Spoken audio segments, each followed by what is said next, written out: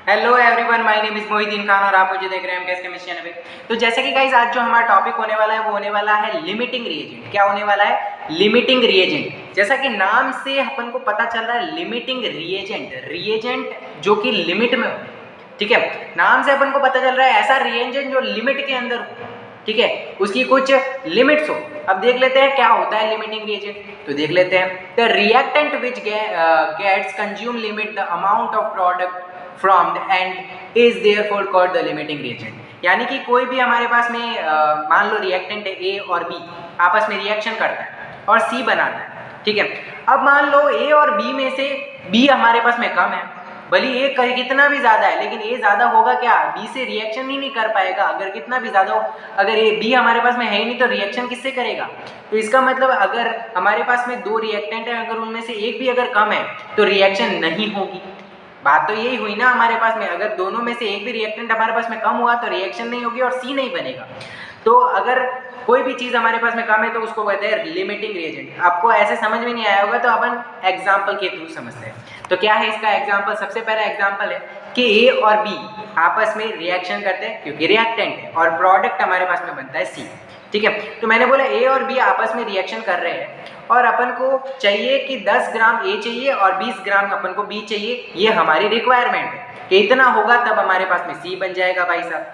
ठीक है, लेकिन हमारे पास में 12 ग्राम ऑफ ए है और 15 ग्राम ऑफ बी है, यानी कि अपन को 10 ग्राम चाहिए ए, कितना चाहिए? 10 ग्राम चाहिए। हमारे पास में 12 है यानी 2 ग्राम ज़्यादा है, लेकिन बी अपन को 20 ग्राम चाहिए और हमारे पास में 15 ग्राम है यानी 5 ग्राम कम है। इसका मतलब जितना चाहिए उससे कम है, डेट्स वाई यहाँ पे बी क्या है? Limiting reagent. That is very easy. एक और एग्जांपल लेके समझते हैं। मान लो भाई ए और बी दो रिएक्टेंट हैं, आपस में रिएक्शन करते हैं और सी बनाते हैं। ठीक है, इस बार हमारे पास में रिक्वायरमेंट वही है, 10 ग्राम्स अपन को ए चाहिए, 20 ग्राम्स ऑफ बी चाहिए। लेकिन इस बार हमारे पास में क्या? 8 ग्राम्स ऑफ ए है और 20 ग्राम ऑफ बी, यानी कि अपन को जितना चाहिए ए उससे 2 ग्राम कम है। इसका मतलब इस बार क्या हो जाएगा? ए इज लिमिटिंग रिएजेंट। अपन को ये बहुत सारे लोग क्या करते हैं, ए और बी को मतलब कंपेयर करने लगते हैं कि यहाँ पे बी ज़्यादा है इस वजह से ए लिमिटिंग रिएजेंट।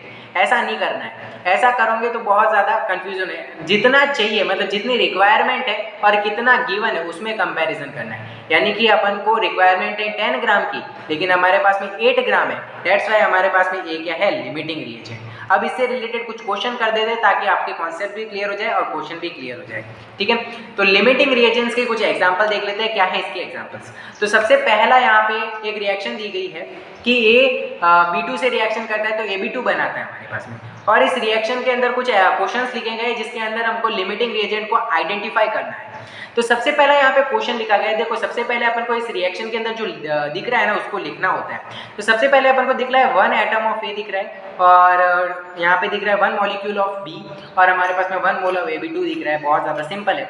ठीक है, तो ये बात अपन यहाँ पे लिख देते हैं कि 1 atoms of A plus 1 molecule of B और 1 मोल ऑफ AB2 अपन को दिख रहा है। तो इस रिएक्शन के अंदर अब यहाँ ये क्वेश्चन लिखा गया है कि 300 atoms of A plus 200 molecules of B, यानी इसके अंदर बताना है लिमिटिंग रिएजेंट कौन सा है। बहुत ज़्यादा सिंपल है, बड़े के रिस्पेक्ट में देखना है। यहाँ पे बड़े 300 एटम्स, तो यहाँ पे 300 एटम्स है, तो यहाँ पे क्या लिखा? 1 एटम ऑफ ए है तो हमारे पास में 1 मॉलिक्यूल ऑफ बी चाहिए, यानी 300 एटम्स ऑफ ए है तो हमारे पास में 300 मॉलिक्यूल्स ऑफ बी की जरूरत होगी। कितनी होगी? नीड्स कितनी होगी? 300 मॉलिक्यूल्स ऑफ बी, यानी कि यहाँ पे हमारे पास में 100 मॉलिक्यूल कम है। इसका मतलब ये हमारे पास में क्या हो जाएगा? लिमिटिंग रिएजेंट हो जाएगा।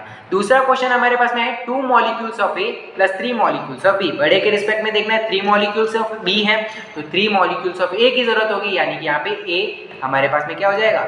लिमिटिंग रिएजेंट हो जाएगा। क्या हो जाएगा? Limiting reagent. तीसरा क्वेश्चन है 100 atoms of A plus 100 molecules of B. जितने एटम्स है उतने ही मॉलिक्यूल्स है, यानी कि इन केस के अंदर हमारे पास में लिमिटिंग रिएजेंट नहीं है, यानी कि नो लिमिटिंग रिएजेंट। क्या हो जाएगा?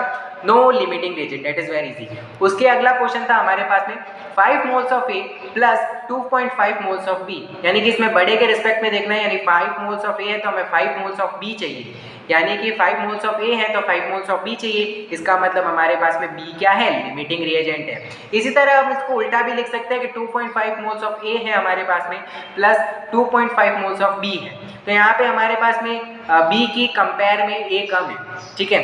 तो यहाँ पे क्या हो जाएगा, वैसे तो कंपेयर नहीं करना है, जैसा गिवन है उस हिसाब से सोचना है, लेकिन यहाँ पे बड़े के रिस्पेक्ट में लेते हैं, जिस वजह से यहाँ पे क्या हो जाएगा हमारे पास में ए लिमिटिंग रिएजेंट हो जाएगा। बहुत ही ज़्यादा इजी है लिमिटिंग रिएजेंट, ठीक है। तो आज का वीडियो आपको अगर पसंद आया तो वीडियो को लाइक करें, चैनल को सब्सक्राइब करें। मिलते हैं जल्दी की नेक्स्ट वीडियो के अंदर। अगर आपने इससे पहले जो लेक्चर हुआ था स्टैक्योमेट्री के ऊपर वो नहीं देखा है तो आई बटन के अंदर लिखा आ रहा है, जल्दी से देख लीजिए, ठीक है। Thanks for watching.